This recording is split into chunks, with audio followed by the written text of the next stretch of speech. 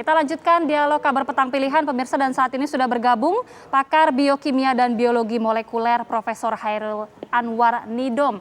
Selamat petang, Assalamualaikum Prof. Nidom. Waalaikumsalam. Iya, Prof. Nidom, tadi kita sudah membahas terlebih dahulu bersama Dr. Joko. Kita ingin mengetahui pandangan dari Prof. Nidom.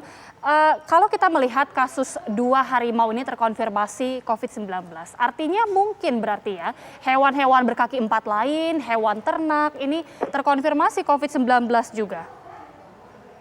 Ya, jadi kalau saya melihat bahwa 2 ekor harimau ini adalah puncak dari gunung es, di mana tahun 2020, pada tepatnya April 2020, saya bersama tim sudah menyampaikan tentang pandangan-pandangan kami yang berkaitan dengan kemungkinan besar hewan-hewan yang ada di sekitar kita juga terinfeksi oleh virus COVID. Itu mengingat bahwa beberapa kejadian yang ada di luar negeri, baik itu yang dilakukan di dalam laboratorium maupun kejadian di lapangan.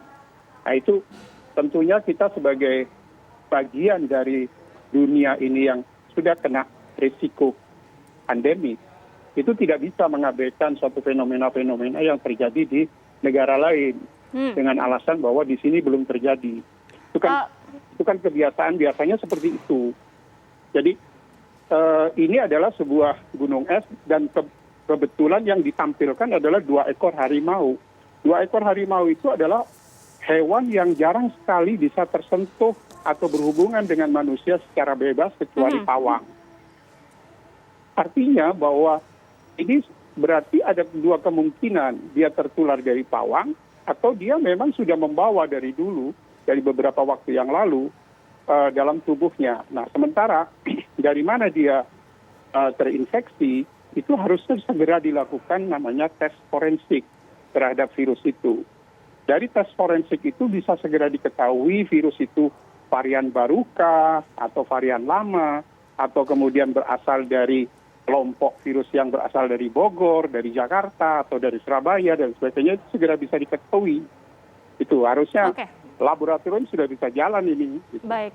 Itu tadi kita kalau berbicara mengenai harimau, tapi kan tentunya harimau ini tidak terlalu sering berinteraksi dengan kita. Bagaimana dengan binatang-binatang yang cukup sering berdekatan dengan manusia, seperti tadi hewan ternak, sapi, kambing yang sering kita konsumsi, kemudian unggas, bahkan hewan peliharaan.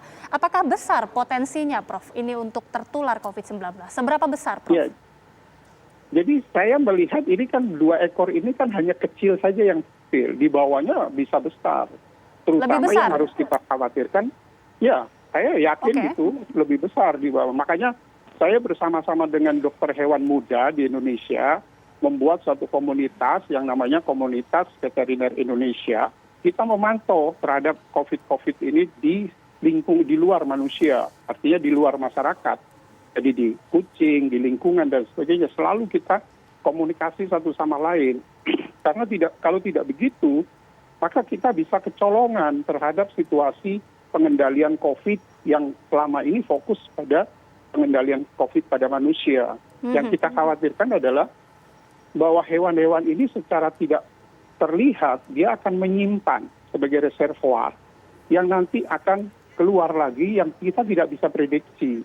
Nah, syukur alhamdulillah bahwa Komunitas Veteriner Indonesia ini sudah terbentuk, jadi kita sudah mulai komunikasi. Apalagi seperti begini, mereka bergerak terus. Baik. Gitu, Mbak. Kan ada, jadi kalau boleh saya menyampaikan, ada 4 hewan yang bisa kita amati, yaitu hewan ternak. Ternak itu ekonomis dan non-ekonomis. Kemudian satwa liar itu yang dilindungi dan yang tidak dilindungi. Kemudian ada pet animal.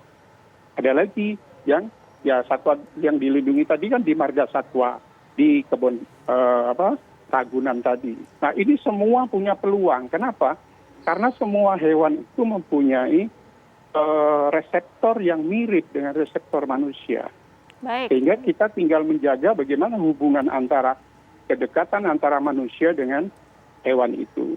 Oke. Nah, ini supaya lebih waspada bagi masyarakat, bagaimana sebenarnya kita bisa mengenali gejala gejala-gejala pada hewan ternak maupun hewan peliharaan ini, dan bagaimana kemungkinan kita juga bisa mengantisipasi supaya tidak tertular, nanti bisa dijawab oleh Prof. Nidom dan juga Dr. Joko, namun usai jeda sesaat lagi pemirsa.